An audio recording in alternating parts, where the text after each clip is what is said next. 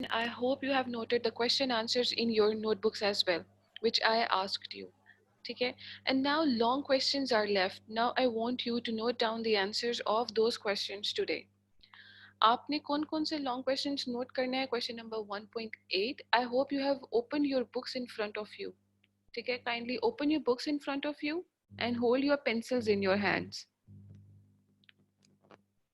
ठीक है, question number 1.8 आपने नोट करना है आज, 1.9, 1.10, 1.11 and 1.12. The question number 1.8 is on page number 9. Kindly open page number 9. ठीक है, तो जो टॉपिक है 1.3.1 वो आपने नोट करना है इसमें. They are asking about the kidneys and their associated structures.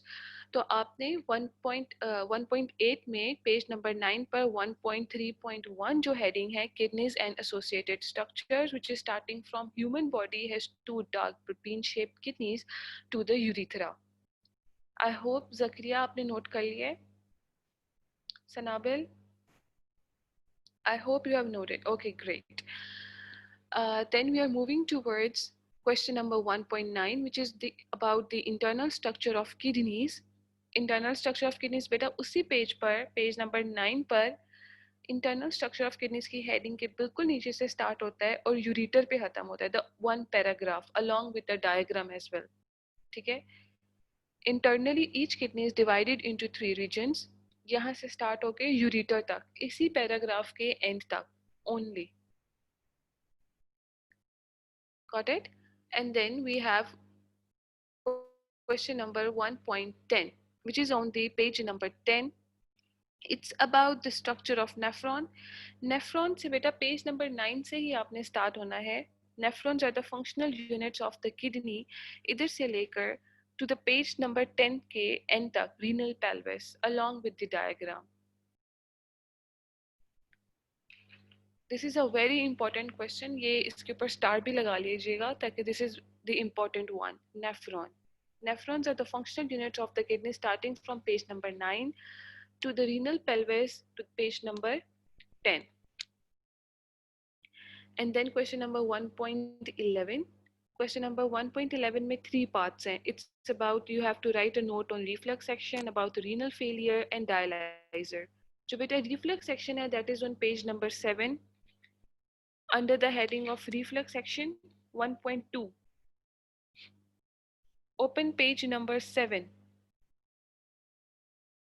1.2.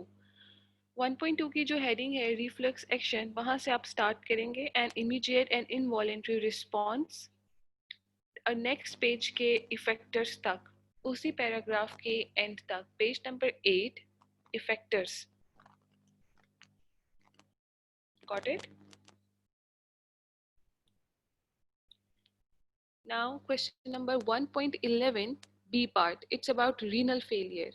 और जो सी पार्ट है वो भी डायलाइजर जो है उसी के बारे में मैं आपको बताती हूँ. Question number B and C are on page number 12 and 13.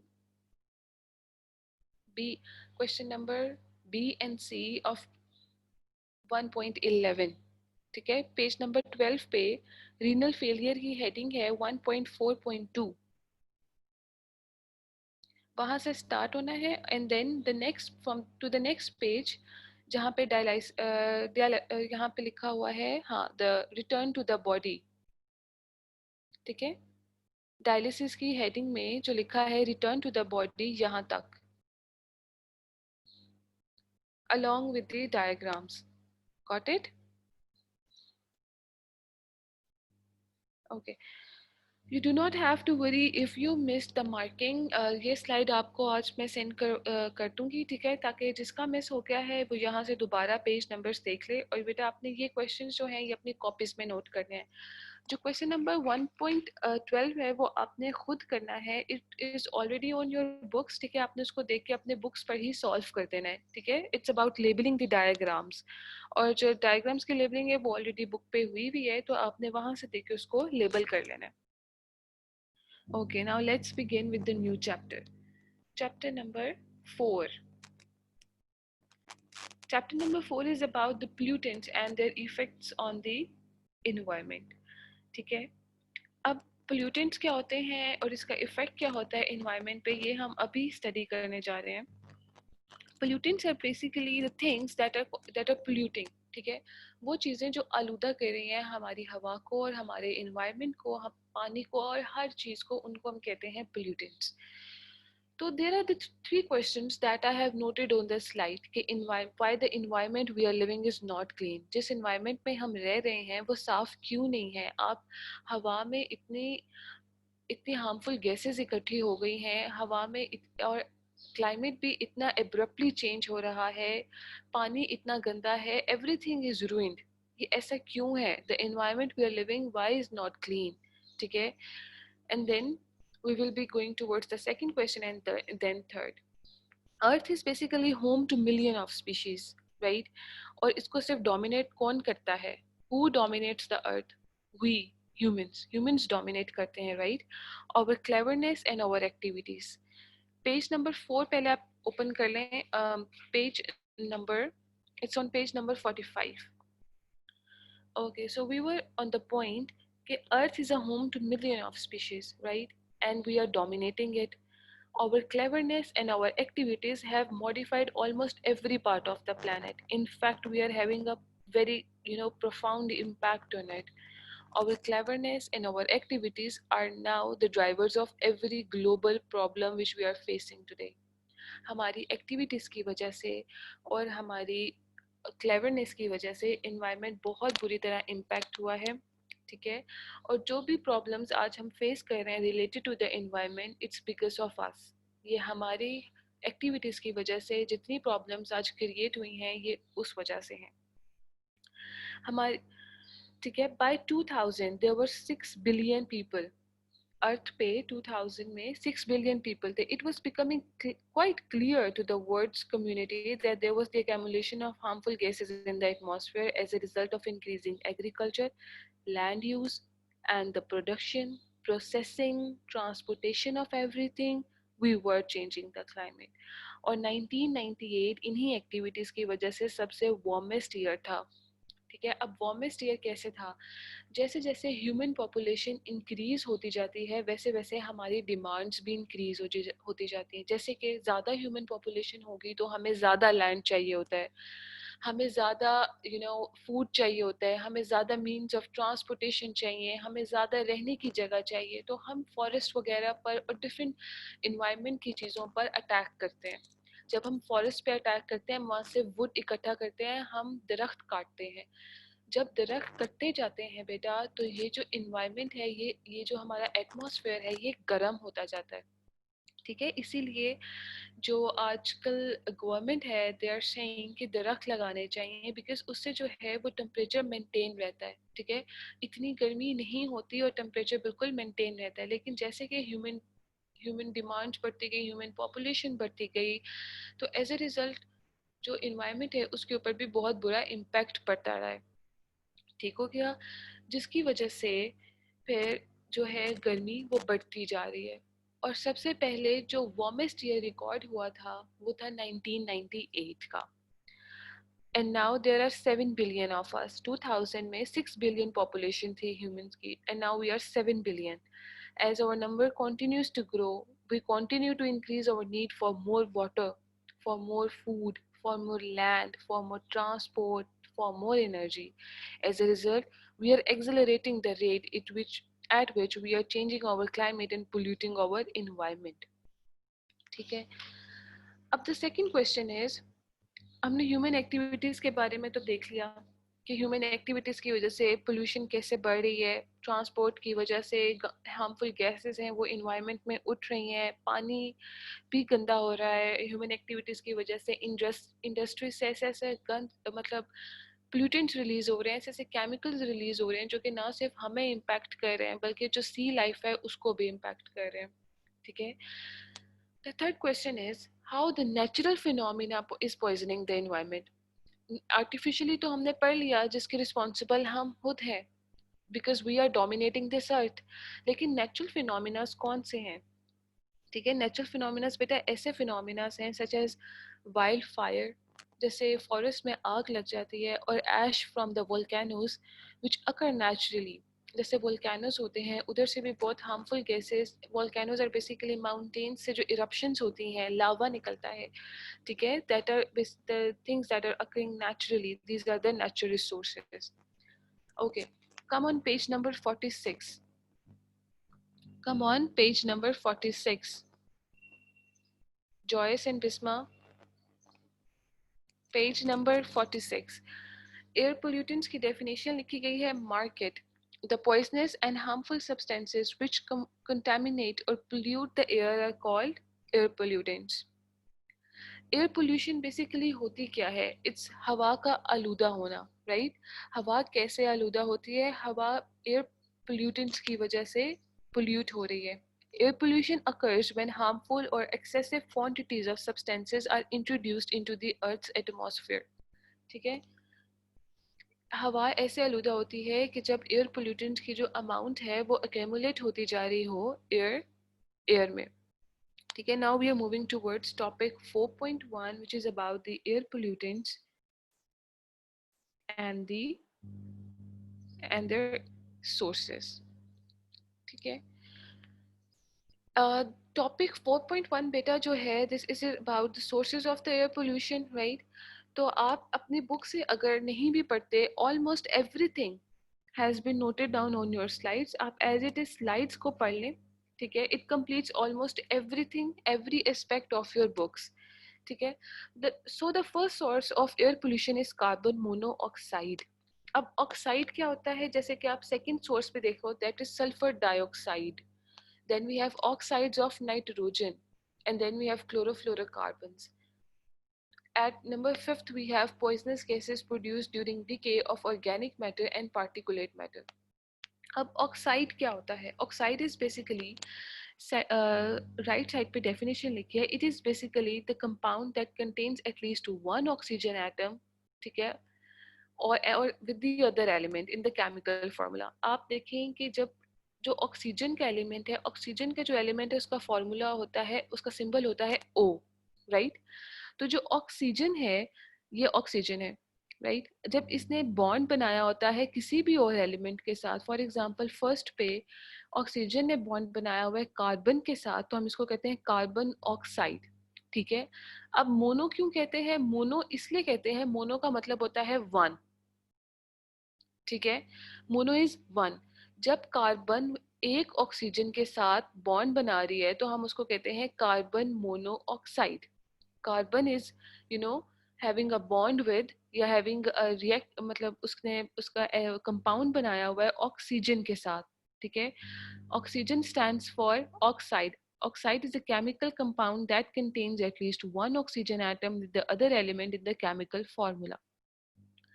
जब कार्बन और ऑक्सीजन का आपस में बॉन्ड बनता है तो इसे carbon monoxide, mono stands for one. अब सेकंड पे आप देखें, सल्फर डाइऑक्साइड. सल्फर का बॉन्ड है, सल्फर का जो सिंबल है दैट इज S. जब S ने बॉन्ड बनाया होगा ऑक्सीजन के साथ, और वो भी दो ऑक्सीजन है, तो हम कहेंगे डाइऑक्साइड, ठीक है. तो it is sulphur dioxide. Sulphur ने टू ऑक्सीजन के साथ बॉन्ड बनाया हुआ, दैट इज, इस वजह से हम इसको कहेंगे sulphur dioxide. And then we have the oxides of nitrogen. Nitrogen का जो बॉन्ड है, जब वो ऑक्सीजन के साथ बनता है तो उसको कहते हैं हम नाइट्रोजन ऑक्साइड, ठीक है. इसको हम नाइट्रिक ऑक्साइड भी कहते हैं, ठीक है. और इसको हम फिर NO2 को हम कहते हैं नाइट्रोजन डाइऑक्साइड, बिकॉज ये दो ऑक्सीजन के साथ इसने बॉन्ड बनाया हुआ है, ठीक है. इसको हम नाइट्रोजन मोनोऑक्साइड भी कह सकते हैं. Okay, then we have the chlorofluorocarbons. Chlorofluorocarbons को हम CFCs भी कहते हैं. C से क्लोरो, F से फ्लोरो और C से कार्बन्स, ठीक है. तो हम इसको कहते हैं क्लोरोफ्लोरोकार्बन्स, CFCs. अब CFCs हैं, ये कौन से केमिकल्स होते हैं? CFCs वो केमिकल्स होते हैं जो कि हमारे रेफ्रिजरेटर से निकलते हैं, जो कि एयरप्लेन से निकलते हैं, जो कि हमारे हेयर स्प्रे से निकलते हैं. जैसे जो भी हम स्प्रे यूज करते हैं उसमें से क्लोरोफ्लोरोकार्बन्स निकलते हैं, जो कि आहिस्ता आहिस्ता accumulate, जो कि आहिस्ता आहिस्ता accumulate होते जा रहे हैं हमारी इन्वायरमेंट में, एंड दे आर इफेक्टिंग अस, ठीक है. इन सब के बारे में हम डिटेल पढ़ेंगे लेटर ऑन. अदर स्लाइड्स पर इनके बारे में डिटेल्स लिखे हैं. We will be studying them. Now अब पॉइजनस केसेस जो कि ऑर्गेनिक मैटर से निकल रही हैं और पार्टिकुलेट मैटर से निकल रही हैं. पार्टिकुलेट मैटर कौन सा होता है? Particulate matter is the sum of all solid and liquid particles that is suspended in air, many of which are hazardous. आपने लास्ट टाइम ऑब्जर्व किया होगा, लास्ट टाइम आपको विंटर्स में और उससे पहले आपको छुट्टियां होती थी स्मॉग की वजह से, राइट? स्मॉग भी बेटा पार्टिकल्स होते हैं डस्ट के और फॉग के, जो कि अकमुलेट हो जाते हैं आपकी इन्वायरमेंट में और सस्पेंड हो जाते हैं, वहीं पे रुक जाते हैं. ठीक है, वो पार्टिकुलेट मैटर्स होते हैं. ठीक है, तो जो पॉइजनस केसेस होती हैं जो कि हमारे ऑर्गेनिक मैटर से निकलती हैं, जैसे जब ह्यूमन बॉडी डिकम्पोज होती है या कोई प्लांट डिकम्पोज होता है, प्लांट डेड होता है, तो जब जो गैसेस निकलती हैं वो भी इन्वायरमेंट को पोल्यूट कर रही हैं. तो ये जो सब सोर्सेज जो हमने पढ़े हैं ये एयर पोल्यूशन के सोर्सेज हैं. ठीक है, now we are moving towards what is carbon monoxide. It is on page number I have basically combined page number 46 and page number 48. 46 और पेज नंबर 48 को आपके कंबाइन करके मैंने ये पूरी स्लाइड बनाई है. You can just read this, you do not have to read the book, क्योंकि बुक की हर चीज इन स्लाइड्स पर दी गई है. So what is carbon monoxide and how it is produced? Carbon monoxide is basically a highly toxic, it is a dangerous gas, which is colorless, odourless. Odourless is basically उसकी कोई smell नहीं होती. Order का मतलब होता है smell. And a flammable gas which is produced industrially for use in the manufacture of numerous organic and inorganic chemical products. It is also present in the exhaust gases of internal combustion engines and furnaces as a result of incomplete conversion of carbon or carbon containing fuels to carbon dioxide. अब देखिए, पहली property जो हमने पढ़ी है वो ये है कि इट इज कलरलेस. कलरलेस नहीं है तो ये हमारे लिए ज़्यादा हार्मफुल है, क्योंकि हमें पता नहीं चलेगा कि किस पॉइंट पे, किस इन्वायरमेंट में, किस इंडस्ट्री से कलरलेस ये कार्बन मोनोऑक्साइड ये एलिमिनेट हो रही है. देन इट इज ऑर्डरलेस, इसकी कोई स्मेल भी नहीं है. And then it is very poisonous gas. And these two factors, being colourless and being odourless, makes it more harmful, क्योंकि हम इसको डिटेक्ट फिर इस तरह नहीं कर सकते. It has affected the human organ system badly, causing headache, brain damage and respiratory issues, sorry. जब कार्बन मोनोऑक्साइड ह्यूमन बॉडी में इकट्ठी होना शुरू हो जाती है तो ये हमारे मुख्तलिफ ऑर्गन्स को इफ़ेक्ट करती है, जैसे कि हम डिजीनेस फील करते हैं, हमें सर में दर्द होती है, हमारे इवन ब्रेन पे इम्पैक्ट होता है और हमें रेस्पिरेटरी इश्यूज होते हैं. ठीक है, ऐसा सब कुछ क्यों होता है? ऐसा सब कुछ इसलिए होता है क्योंकि ये जो कार्बन मोनोऑक्साइड गैस है ये प्ले करती है हमारे ब्लड के साथ. हमारे जो ऑक्सीजन कैरिंग कैपेसिटी है हीमोग्लोबिन की, हमें हीमोग्लोबिन के फंक्शन के बारे में पता है कि वो उसने ट्रांसपोर्ट करनी होती है oxygen to all the body parts. लेकिन जब कार्बन मोनोऑक्साइड ऑक्सीजन के साथ प्ले करती है, हमारे मॉलिक्यूल हीमोग्लोबिन के साथ प्ले करती है, और ऑक्सीजन जो है वो हीमोग्लोबिन के साथ अटैच होने की बजाय जब कार्बन डाइऑक्साइड हीमोग्लोबिन के साथ अटैच हो जाता है तो जो ऑक्सीजन कैरिंग कैपेसिटी होती है हीमोग्लोबिन की वो इफेक्ट होती है. हमें बहुत अच्छी तरीके से पता है कि हीमोग्लोबिन का एक बहुत इंपॉर्टेंट फंक्शन होता है, that is it has to carry oxygen. ठीक है, वो ऑक्सीजन के साथ बाइंड करता है हीमोग्लोबिन जो हमारे ब्लड में है, और उसने पूरे ब्लड, फिर हमें पूरी बॉडी को ऑक्सीजन प्रोवाइड करनी होती है. जब हम कार्बन डाइऑक्साइड को इनहेल करते हैं, जब हम उसको अंदर अपने लेकर जाते हैं, तो जो कार्बन मोनोऑक्साइड का मॉलिक्यूल होता है वो हीमोग्लोबिन के साथ अटैच हो जाता है. ऑक्सीजन फिर अटैच नहीं हो पाती, जिसकी वजह से जो ह्यूमन बॉडी की कैपेसिटी होती है ऑक्सीजन को कंज्यूम करने की वो कम हो जाती है, क्योंकि ऑक्सीजन की जगह वहाँ पर कार्बन मोनोऑक्साइड अटैच होती है, जिसकी वजह से ब्रेन को इनफ ऑक्सीजन नहीं पहुँचती, हमें रेस्पिरेटरी इश्यूज होते हैं, हमारे डिफरेंट बॉडी पार्ट्स को ऑक्सीजन नहीं पहुँचती. इसको हम कहते हैं कार्बन मोनोऑक्साइड पॉइजनिंग. ठीक है, Mehru, you are feeling sleepy, right? Now carbon monoxide की प्रोडक्शन कैसे होती है? कार्बन मोनोऑक्साइड की प्रोडक्शन होती है जब हम फ्यूल्स बर्न करते हैं, जब हम कोल बर्न करते हैं, ठीक है, बेसिकली जब हम कोल बर्न करते हैं, कोल और फ्यूल इनके अंदर होते हैं कार्बन कंटेनिंग कंपाउंड्स, कार्बन होता है इनके अंदर, ओके। जब इनको बर्न किया जाता है in the presence of oxygen, तो ये कार्बन डाइऑक्साइड बननी चाहिए जो कि हार्मलेस होती है हमारे लिए ह्यूमन बॉडी के लिए। This gas is harmless, carbon dioxide, ठीक है। कार्बन डाइऑक्साइड क्योंकि हम उसको एक्सेल कर रहे हैं, हम और प्लांट्स उसको यूटिलाइज कर रहे हैं कार्बन डाइऑक्साइड को। लेकिन आहिस्ता आहिस्ता ये भी पता चल रहा है कि जो कार्बन डाइऑक्साइड गैस है, it is also responsible for increasing the temperature, ठीक है। लेकिन अभी हम फोकस करते हैं कार्बन मोनोऑक्साइड पे, which is more harmful. Carbon monoxide, carbon dioxide, जब कार्बन के फ्यूल्स, कार्बन की जो गैसेस है, कार्बन के जो कोल कार्बन से बना है, ये सब को जब बर्न किया जाता है, तो जो इनकम्प्लीट कंबशन होती है, इनकम्प्लीट बर्निंग जो होती है बेटा, in the presence of oxygen, ये बना देती है कार्बन मोनोऑक्साइड, ठीक है। कार्बन डाइऑक्साइड बननी थी लेकिन कार्बन मोनोऑक्साइड बन जाती है, जिसकी वजह से ये इन्वायरमेंट पे ज्यादा अकेमुलेट हो रही है। एक ये कार्बन मोनोऑक्साइड का सोर्स है। दूसरा सोर्स ये है जो मोटर व्हीकल से स्मोक रिलीज होता है, मोटर व्हीकल से और इंडस्ट्री से जो स्मोक रिलीज होता है, that is also responsible for the production of carbon monoxide. अब हम एक वीडियो देखेंगे। In the winter, we fight the cold by turning up the heat. We're often focused on the risk of being too cold, but we also need to consider the risk of how we're warming up.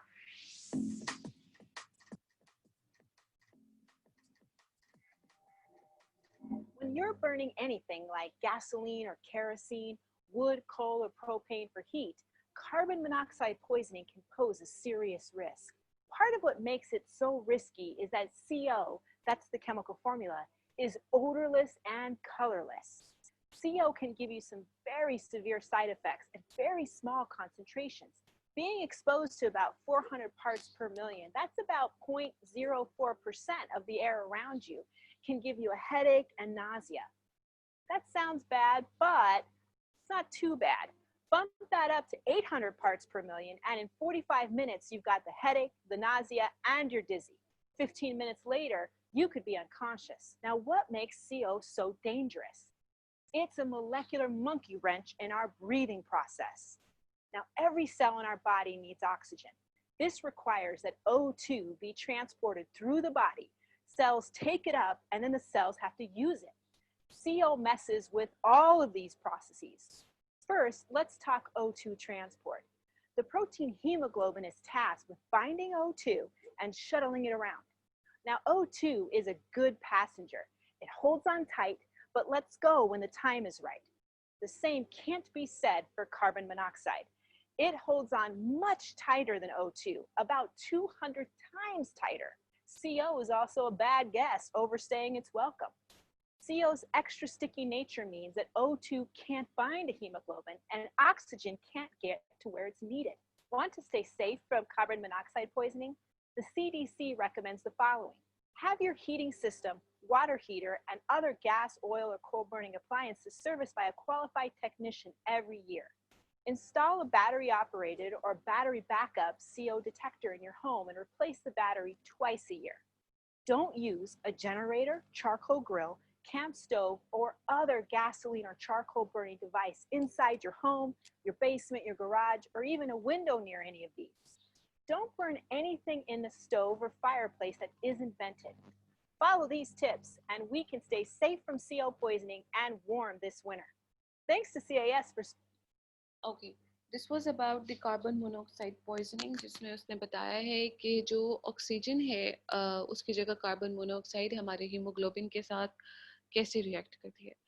So we are done with carbon monoxide, ठीक है। We will be studying other gases tomorrow. I hope you are clear on this lecture today, ठीक है। There any questions? Basically बेटा page number 46 और 48 को इकट्ठा करके हमने कार्बन मोनोऑक्साइड के बारे में पढ़ा है। Any questions?